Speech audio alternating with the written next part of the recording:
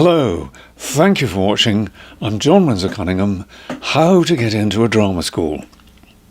This video isn't for you if you're not serious about a drama school. But if you want to make acting your career and you want to get into a drama school or a big acting course, here are two things that will make it much easier for you to get in. The situation is something like this. Thousands of people apply to some of these courses, but if 3,000 apply to get 25 places in some big school, it's not 3,000, because half a male and half a female, so it's really 1,500 that are competing with each other, and at the audition, half of those look as though they wish they weren't there. They look as though they just don't feel ready, and that cuts the number to half of those that the school is seriously considering, to 750. And at the audition, half of those have chosen monologues that don't suit them. And if they've got monologues that don't suit them, they can't make sense of the lines. And they might be wonderful doing different monologues, but they've just chosen monologues that don't suit them. And that cuts the number to 375.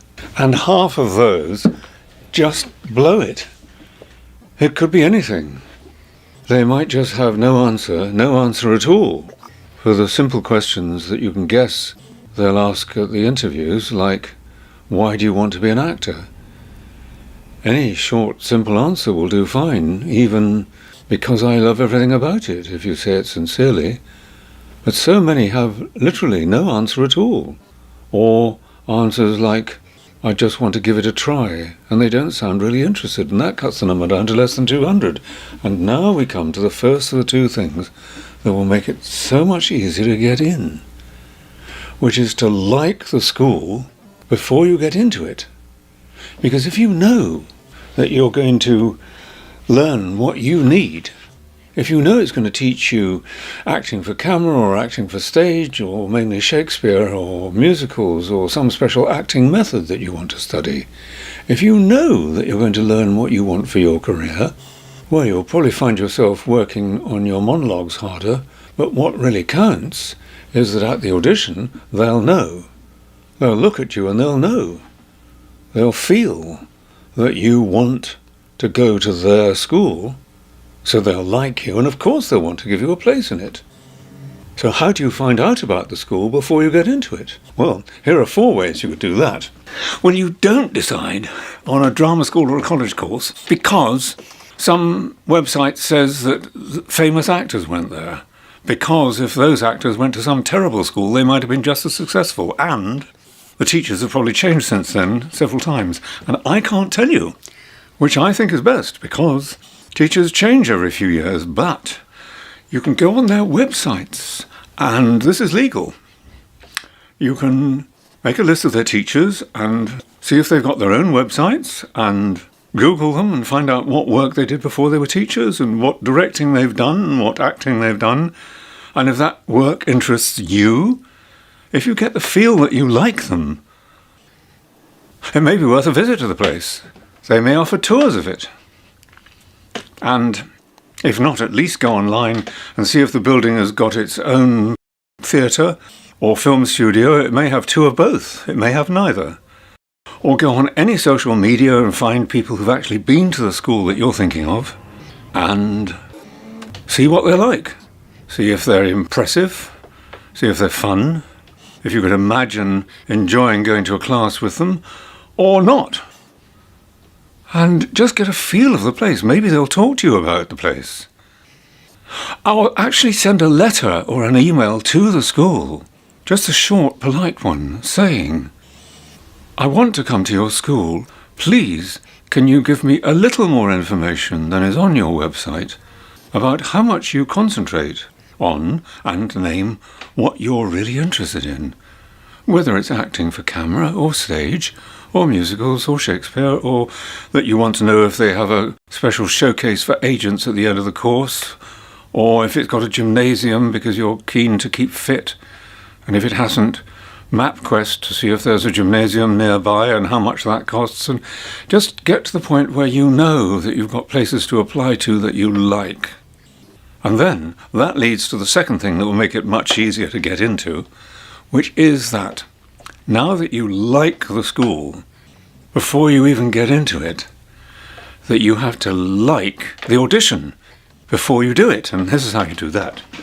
I can tell you 1,000 things about monologues, but, well, that they should never last longer than 90 seconds, whatever they say, and that if it's from Shakespeare and there are 2 lines in it you don't understand, just cut the lines out, as long as it still makes sense. But what matters is that you like the monologue, so that you like the audition.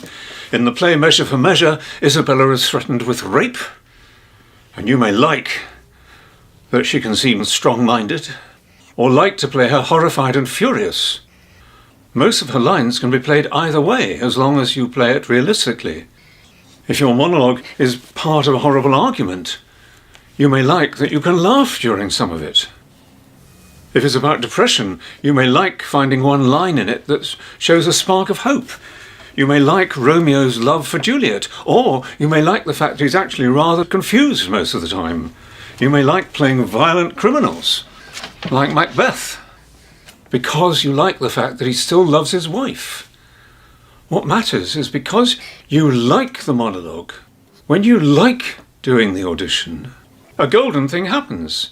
Because if you like the school and you like the audition, how can they turn you down? But there's a third thing, and I'm afraid it's something that may make you dislike me, but there we are. Yes, it's true, I think, that if a school feels that you like them and you like something about your audition, then I think they're going to like you. But I did start this off by saying that this video was only for people who are serious, and there's something I'm going to say that will discourage some of you. The actors' unions in the United States have 200,000 members, and 10% of them earn a living. 10% of them earn nothing at all, and a large number survive by working in bars and cleaning floors and heaven knows what. But an acting life is still involved, doing perhaps 2 lines on a film every 6 months, and maybe a commercial every 5 years, maybe an online television series.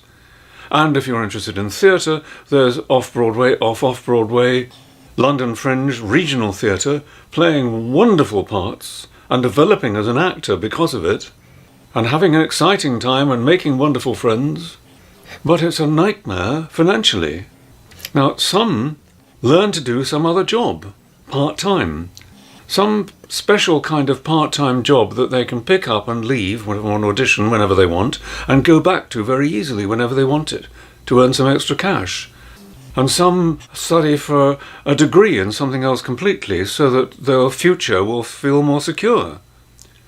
So if you think it's more sensible not to rely completely on acting, to have 2 different careers, to be slightly less serious about it, well, I'm not meaning to sound rude, because it's a matter of luck over who can do what in life. But if you don't want to do acting and getting acting work, which is half of what's involved, if you don't want to do acting and getting acting work full time, and I know this is very narrow-minded of me, but if you don't want to do it full time, I'm not really interested.